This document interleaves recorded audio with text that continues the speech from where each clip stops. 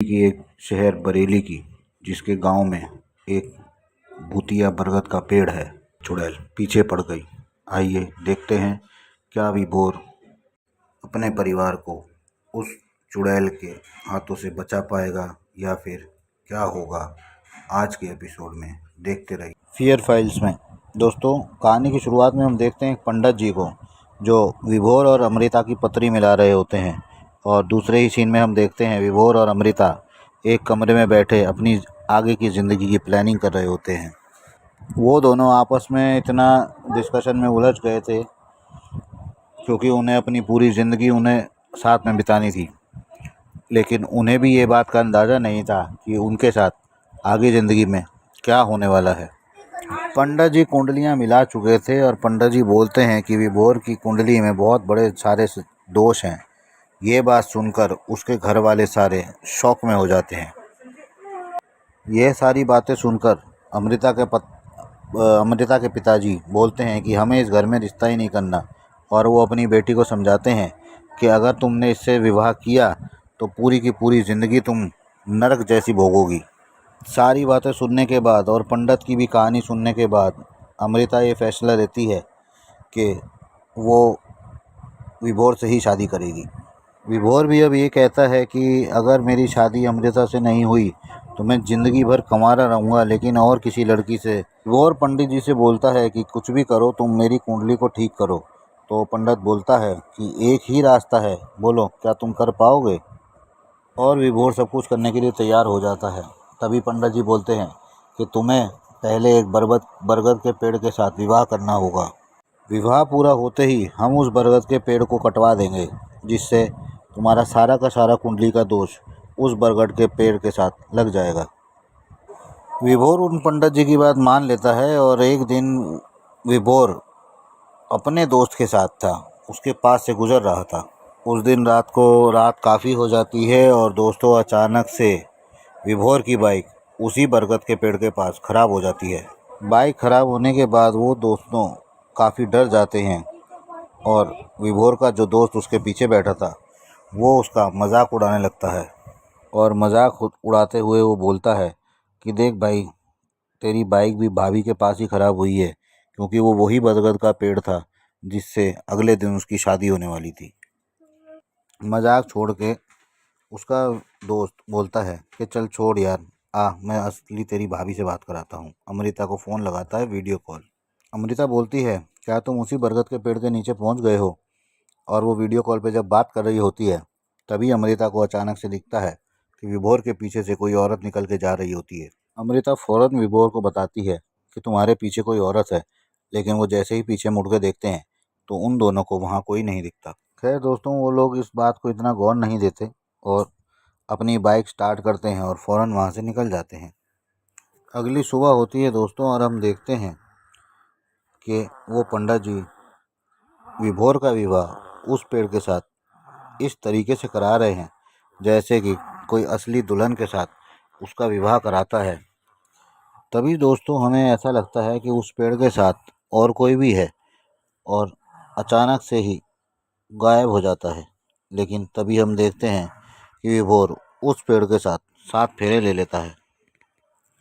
फेरे लेने के साथ साथ ही दोस्तों हम आगे देखते हैं कि वो विभोर पेड़ की मांग भर देता है, मतलब पेड़ पर सिंदूर लगा देता है। और खाली सिंदूर ही नहीं, वो उस पर मंगलसूत्र भी बांध देता है। यह सब करने के बाद विभोर अपने माता पिता के पैर छूता है और तभी हम देखते हैं कि विभोर ही नहीं, कोई और भी उसके माता पिता के पैर छू रहा होता है। फिर दोस्तों हम देखते हैं कि शादी पूरी होने के बाद सब लोग वहाँ से चले जाते हैं अपने अपने घर। और तभी हम देखते हैं कि एक औरत उस पेड़ के पास मंगलसूत्र पकड़े खड़ी हुई थी। दूसरे सीन में हम देखते हैं कि विभोर का गृह प्रवेश हो रहा होता है, लेकिन उसके साथ कोई दुल्हन नहीं होती, इसलिए वो अकेला ही गृह प्रवेश करता है। लेकिन दोस्तों थोड़ी ही देर बाद उनके गृह प्रवेश करने के बाद चावल से भरा लोटा कोई औरत अपने पैर से गिरा देती है, जिसे देखकर सभी घर वाले बहुत हैरान और परेशान हो जाते हैं। इतना सब देखने के बाद दोस्तों वो लोग इतना इस बात पर ध्यान नहीं देते, लेकिन उन्हें ये नहीं पता था कि कोई अनजान शक्ति उनके घर में घुस गई है। तभी हम थोड़ी देर बाद देखते हैं रात होती है और वो पंडित कुछ लोगों को लेकर जाता है उस पेड़ काटने के लिए। दोस्तों, पेड़ काटने वाले उस पेड़ काटने की बड़ी कोशिश करते हैं, लेकिन वो पेड़ कटता नहीं है। और तभी जो दूसरा आदमी था, वो उस पेड़ पर कुल्हाड़ी मारने की को बहुत भयंकर खून बहने लगता है। दोस्तों, तभी वो कुल्हाड़ी अचानक हवा में उड़ने लगती है और जो लोग पेड़ काटने आए थे, वो बरगद के पेड़ वाली चुड़ैल उनको मार देती है। और अगले ही सीन में देखते हैं कि विभोर, उसके साथ बहुत अजीब घटनाएं होने लगती हैं। विभोर रात में सो रहा होता है और तभी हम देखते हैं कि बहुत भयानक सी शक्ल वाली औरत उसके साथ में सो रही होती है। और वो चुड़ैल अमृता के साथ जितनी भी उसकी फ़ोटोएं थी फ़ोन के अंदर, वो सब डिलीट कर देती है। और अगली सुबह हम देखते हैं कि उसके ऑफिस जाने के लिए कपड़े और जूते बिल्कुल पूरी तरह तैयार मिलते हैं, जैसे वो ऑफिस जाने के लिए कोई बीवी उसको देती है। और वो मंगलसूत्र जो उसने पेड़ पर बांधा था, वो भी उसे वहीं नजर आता है। और दोस्तों, जब वो अपने ऑफिस के लिए तैयार होने के लिए जाता है, तभी हम देखते हैं कि शीशे में एक बहुत सी बदसूरत दिखने वाली औरत उसके सामने उस शीशे में खड़ी थी। दोस्तों, वो चुड़ैल उसको अमृता के बिल्कुल पास नहीं जाने दे रही थी, ना ही उससे फ़ोन पे बात करने दे रही थी। और ये सब देखकर वो बहुत परेशान था। एक दिन सुबह वो अमृता से बात कर रहा होता है फ़ोन के ऊपर और सारी चीज़ उसे बताता है कि उसके साथ क्या हो रहा है। उसकी फ़ोन की सारी बातें वो चुड़ैल सुन रही होती है। तभी अमृता उसे बोलती है कि कुछ ही दिनों में हमारी शादी होने वाली है, तुम बिल्कुल चिंता मत करो। मैं एक अंगूठी ला रही हूँ, तुम वो पहनो। लेकिन ये बात उस चुड़ैल को पसंद नहीं आती और वो चूड़ी उसके हाथ से फेंक देती है। अंगूठी गिरने के बाद अमृता और उसके घर वाले सारे उस अंगूठी को ढूंढने लगते हैं, लेकिन वो अंगूठी उन लोगों को कहीं भी नहीं मिलती है, क्योंकि वो चुड़ैल उस अंगूठी को वहाँ से हमेशा के लिए गायब कर देती है। अंगूठी ना मिलने के कारण वो और उसके घर वाले ये फैसला लेते हैं कि हम दूसरी अंगूठी ले लेते हैं। और दूसरी अंगूठी लेके वो उसके घर पर पहुंचते हैं। और जैसे ही अमृता उसके घर में कदम रखने लगती है, तभी उसको लगता है कि उसे किसी औरत ने बहुत ज़ोर से धक्का दिया। सभी लोग गिरी हुई अमृता को उठाते हैं और अंदर लेकर जाते हैं। और जब दोनों अंगूठी बदल रहे होते हैं, तो अचानक से कमरे की लाइट जलने बुझने लगती है और थोड़ी ही देर बाद उसके हाथ से अंगूठी गायब हो जाती है। साथ ही हम देखते हैं कि वो चुड़ैल अमृता को नुकसान पहुंचाने की कोशिश करती है और घसीट कर उसको घर से बाहर ले आती है और उसको पूरी तरह से मारने की कोशिश करती है।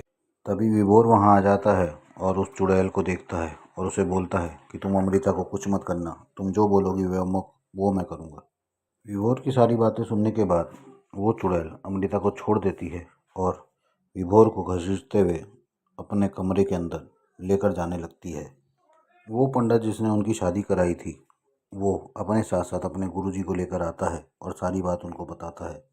और उस घर में पूजा पाठ भी होती है, लेकिन वो आत्मा जाने का नाम नहीं लेती। अगले सीन में हम देखते हैं कि वो पंडित जी जिसने बहुत कोशिश करी उसको भगाने की, वो बोलते हैं अमृता के पापा से कि तुम अपनी बेटी की शादी कहीं और ढूंढ लो, लेकिन अमृता राजी नहीं होती। अमृता बोलती है, मैं विभोर को किसी कीमत पे अकेला नहीं छोड़ूंगी और कहीं दूसरी जगह शादी नहीं करूंगी, चाहे मेरी जान ही क्यों न चली जाए। अमृता बिल्कुल भी नहीं मानती इस बात के लिए और वो पंडित जी के साथ, अपने पापा के साथ और खुद उस बरगद के पेड़ के पास चले जाते हैं जहाँ से वो चुड़ैल उनके पीछे लगी थी। अब पंडित जी उस बरगद के पेड़ के नीचे बैठते हैं और अपनी पूजा पाठ शुरू करते हैं।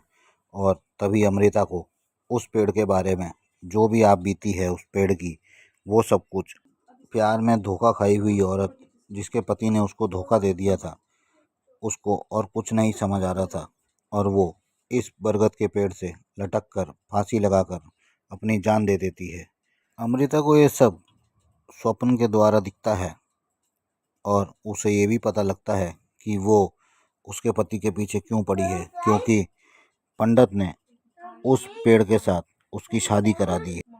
अमृता ने बोला कि क्योंकि उसकी इस चुड़ैल से शादी हो चुकी है, अब उसे इस चंगुल से छुटाना बहुत मुश्किल है। पंडित काफ़ी कोशिश करता है लेकिन कुछ हो नहीं पाता।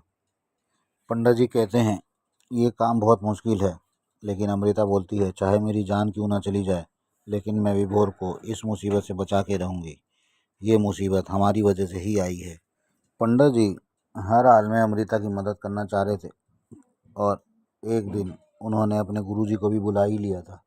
तभी अमृता शादी के जोड़े में एक दिन विभोर के घर पर मिलती है।